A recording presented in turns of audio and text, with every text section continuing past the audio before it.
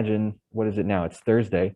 So imagine we got a regatta on Saturday coming up, right? And yeah, it's a little chilly to go to regatta this Saturday, but let's just leave it as a piece of imagination there.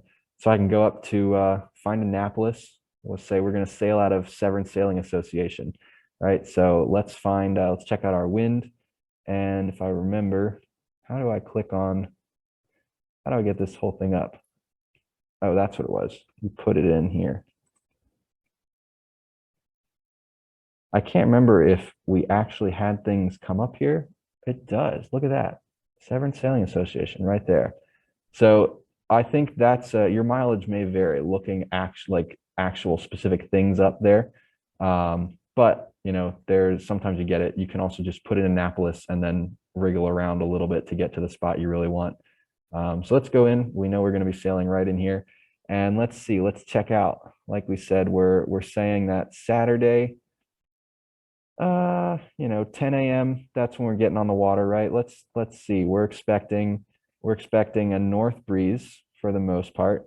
By the time we get to the afternoon, somewhere between 1 and 4, we can see down here that we're expecting it to start to shift from the north toward the east a little bit more, right?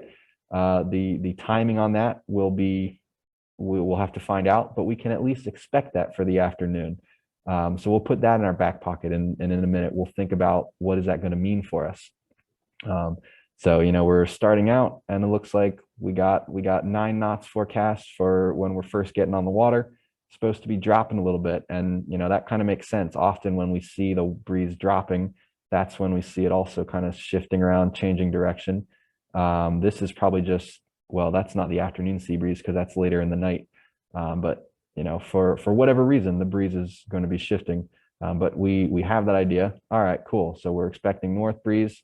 So somewhere from around the mouth of the river coming down to, or the mouth of the Severn River up there where the Naval Academy comes out of, coming down towards us as we go through the day.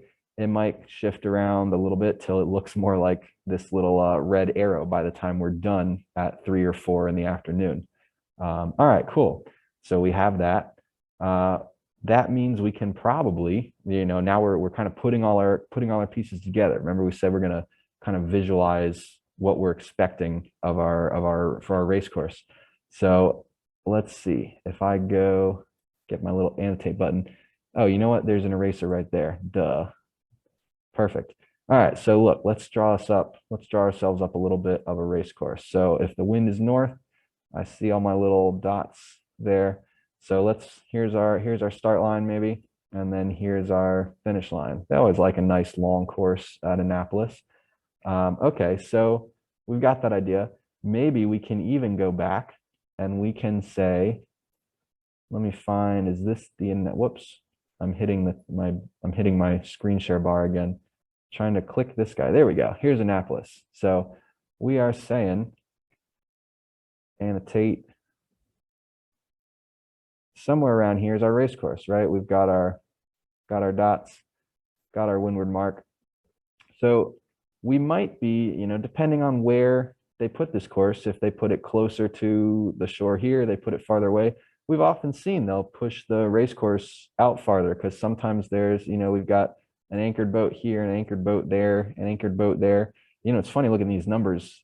Those boats that we saw in Annapolis anchored out here, they must have an enormous amount of anchor line out to go down like 50 feet.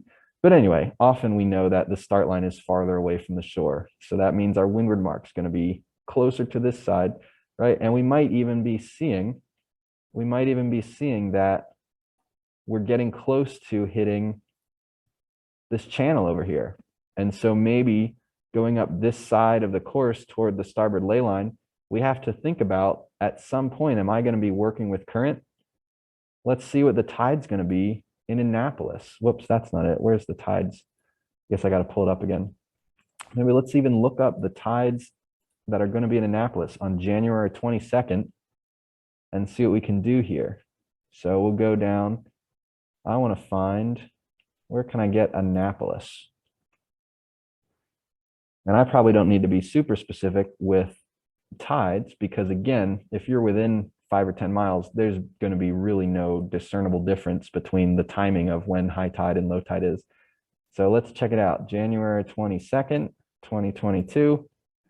Probably don't want to make them go back in time, so we'll just put it there. We'll hit plot daily. And let's see. So we know 9 a.m. we're showing up at the regatta. Tide's pretty much high. By 12-ish, 1-ish. Yeah, that's saying 12 p.m. All right, so right around noon, a little bit after noon, we are hitting low tide. So by the time we get around to 3 or 4, we're starting to go back up. But the whole entire morning, we know tide's going out. So that also means, go back to our chart, and whole entire morning, we've got current that is going, there we go. We've got current going this direction, right? So wind, we're seeing wind we're expecting to see from the top like this. So we're expecting our course. There's our windward mark. There's our start line. Expecting current this way. So if I get up over to here, if I am a boat that has sailed out to my starboard ley line or somewhere on the right side of the course, I may be dealing with a little more adverse current than if I were to have gone on the left side of the course. So that's just something I want to think about.